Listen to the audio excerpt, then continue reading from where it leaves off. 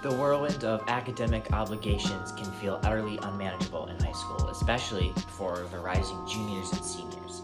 Yes, it is time to lock in and ensure that the last version of your transcript the colleges see is as sharp as can be, but a full year and a half of this go, go, go, go mentality can lead to burnout if you don't take care of yourself.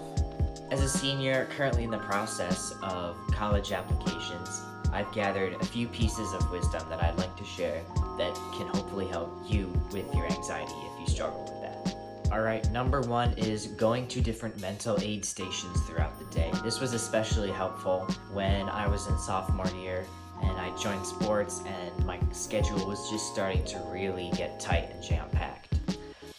You can see, shower time or meal times and the commute to and from school as periods where you can turn your brain off, so thus the aid station idea. You can plug in some music and temporarily just detach from everything around you that demands your attention. It is a really helpful way to press the reset button and prime your brain for the next block of time where it's gonna have to work.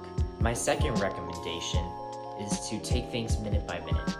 I compartmentalize my day and try not to think about anything that is outside of its own little time window. For example, English is for English, math is for math, sports practice is for after school, and homework is mostly for home.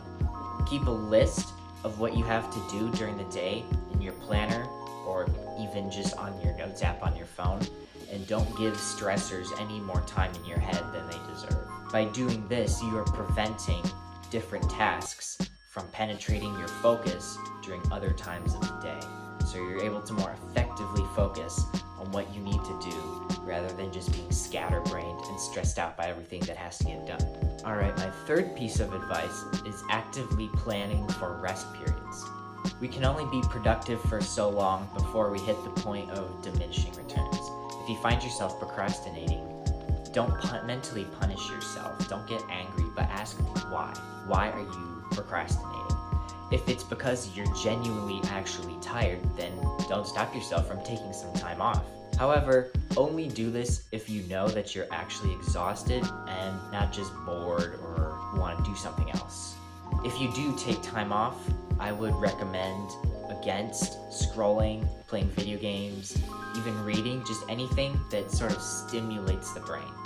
I like to go and sit by the window and just look outside for 5 to 10 minutes to give my brain a chance to stop working. I have enough lined up during the school day and sports practice after school, so if I need some time off, I want to make sure that it's actually time off and not just me doing something else.